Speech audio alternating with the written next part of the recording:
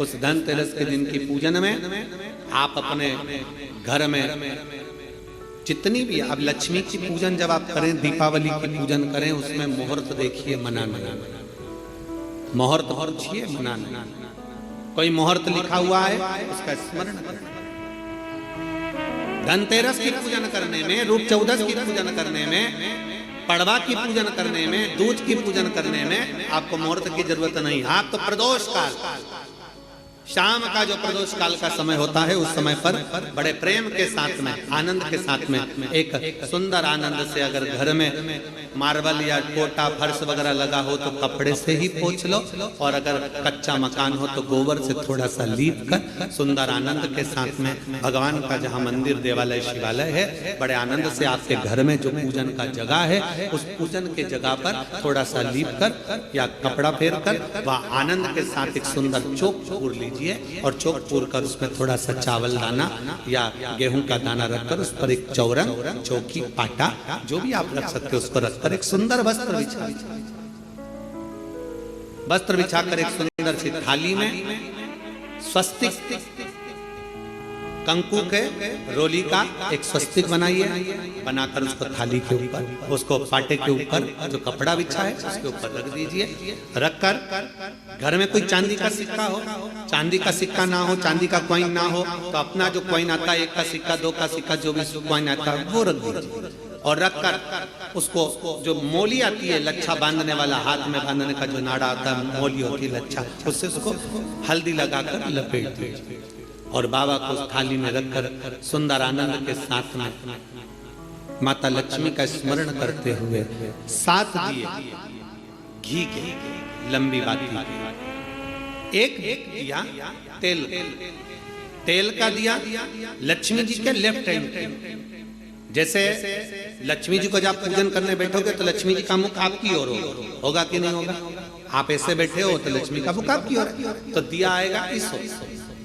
मतलब आप जब पूजन करने बैठोगे तो आपका जो सीधा हाथ होगा लक्ष्मी जी का वो उल्टा, उस उल्टे हाथ की ओर एक तेल का दीप लगाकर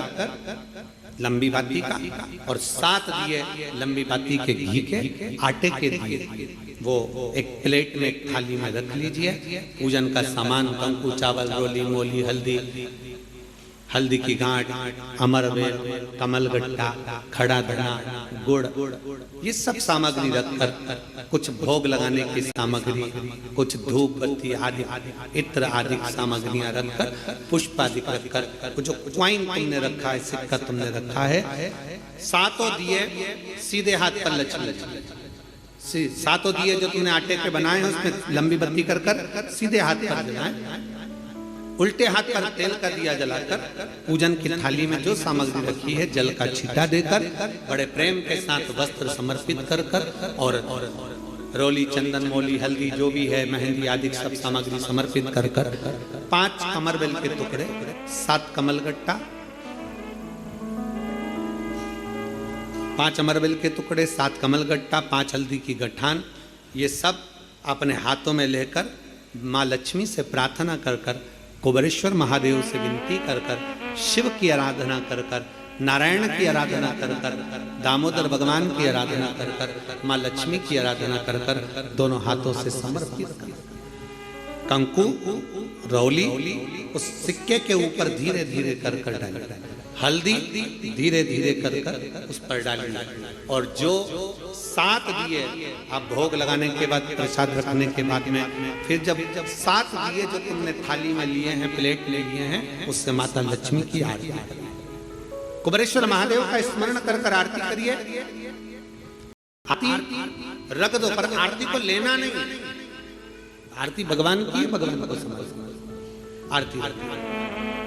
झोली पसार कर माता लक्ष्मी से प्रार्थना करिए, माँ मैंने कुबेरेश्वर बाबा से विनय करी है, मैंने कुबेर भंडारी से विनय करी है, माँ आप नारायण के साथ, कुबेर के साथ, रिद्धि सिद्धि के साथ, गणेश जी महाराज के साथ आप मेरे घर में पधारो, मेरे घर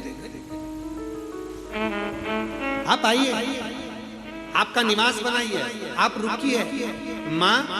हमें बहुत सारे अवगुण हे लक्ष्मी माता, हे नारायण, हे शंकर, हे उघड़दानी, हे गणेश जी महाराज, हे रिद्धि सिद्धि,